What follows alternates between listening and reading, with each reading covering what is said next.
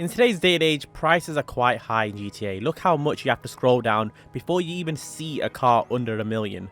In today's video, we're talking about cheap cars, not free cars, cheap cars, that I think are way undervalued. But first, I want to show you this. If you get a car off the street and are about to sell it in LS Customs, don't sell it. Look, the car's worth $9,500, which is a lot, the most you can actually sell a car for. If you go to wheels and then you go to track wheels, and you just press select on stock wheels, you'll get the rally throwbacks for free. You've heard me speak about this before.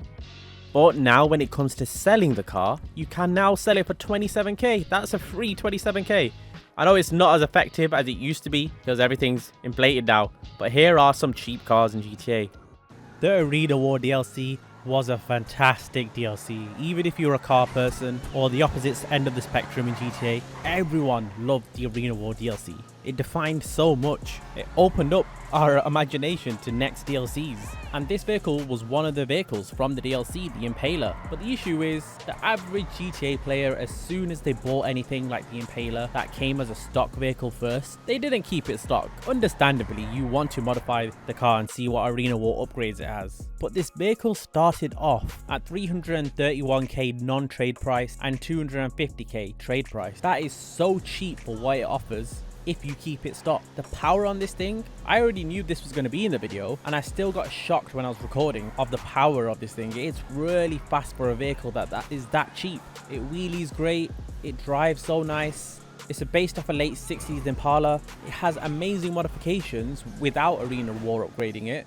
The package is insane for the price you're paying, and it shows that you don't need to spend stupid money on Rockstar's modern day muscle cars that they're adding. You can buy a car like this that is a great muscle car and costs less than half the value of the ones they were adding recently.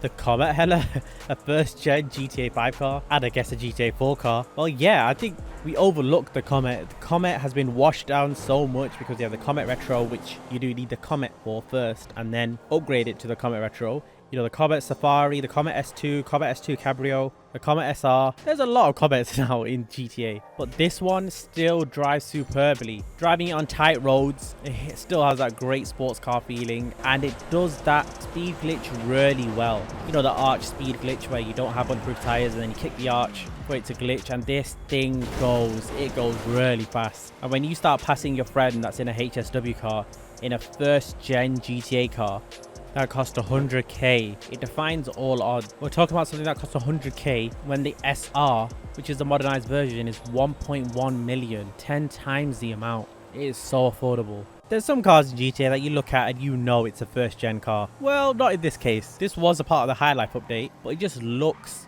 like the old school GTA cars and people do miss them. I honestly prefer that Rockstar getting more realistic, but there is that nostalgic design GTA used to have. This is representing the Bentley EXP9 concept car, which looks like a London taxi. In GTA, they altered it. To be fair, looks a bit better. But this is 195,000 for a car that's supposed to resemble a Bentley in GTA. So it's fair to say it came with its old type of pricing as well. This thing slams to the ground. It gives you more of a wagon feeling, and then when you lower it by shooting the car with the lowering method, it gets stupidly low. The Virgo has been just spawning on my channel recently. You know what? It is quite underrated because I think I overlooked this car until I pulled mine out, gave it a little clean up and drove it. First of all, this car is 195,000. Now, there's cars in the game that are cheap, but are cheap for a reason. This has no reason to be cheap. The driving experience with this car is different and it's pretty fast for what it is. But where it strives the most is the sound. This thing sounds lovely and it's just an altered version of many different V8s in the game, but I definitely prefer this variant. And it's a weird muscle car because it handles great, but the dampening is nice and soft. And when you're going over those hills, you kind of glide. And I can only imagine that's what the El Dorado drives like. The body roll, the sound, the speed, it's 195k for all that experience. If you're only into modern day cars and you don't like the look of this thing, I would still say buy it just to experience it. The Spectre. I am stretching the budget here again.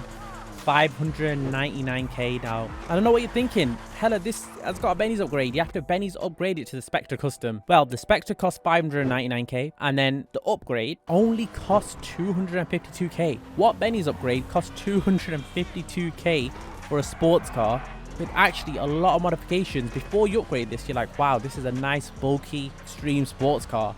And then it's got a Benny's upgrade, where mods get crazier. And you know, if we do relate this to the Champion, which is another Aston Martin, this Spectre is the DB10, and that's the Victor. Yeah, it's in its own league, but that thing costs 3.7 million. And that's before you start doing agency upgrades to it. This thing, all included, with the Benny's upgrade, costs 850k. It's not bad for what you get. You get a fast, premium, good-looking, expensive-looking car. But that's all at that price.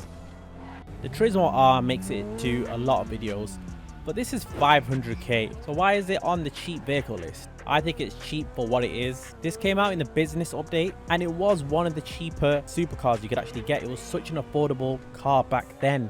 But now they've updated the vehicle. Well, around 3 years ago they updated it, and it's still 500k. You didn't need to buy another option. You could have had a Turismo R in your garage, and then you could go and check out the new upgrades. That's one of the best silent things that Rockstar have done. They buffed so many cars in terms of modifications, and they didn't speak about it much. That's the kind of secrets we want to hear, not the fact that they got rid of recording space in Rockstar Editor and then didn't tell anybody until they found out their storage was repeatedly full when it came to actually recording a video. But that's besides the point. New spoilers, new modifications, new liveries. The Turismo R was already so worth it, and now they've added so many more reasons of why you should buy it at that value.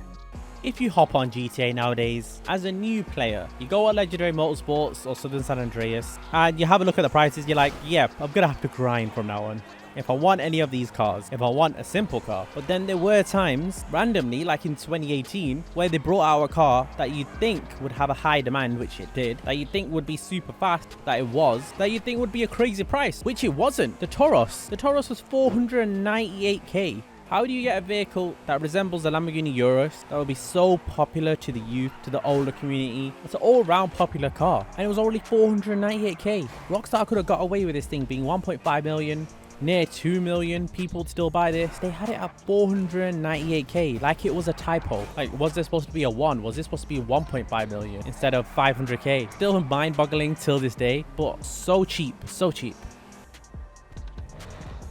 It's only right that the Shafter V12 makes it on another video. It's remarkably priced well. It's one of the best sounding cars in GTA. It's so fast, and all that combination together makes no sense. The car costs 116k. The only thing that really gives it off is the look of this car. It is based off the normal Shafter. It was included in the Executives DLC, and it's actually going to be in GTA 6, which is cool. I hope they keep the sound, but at the same time I hope they don't, because I want to see a rework of car sounds in GTA when it comes to GTA 6.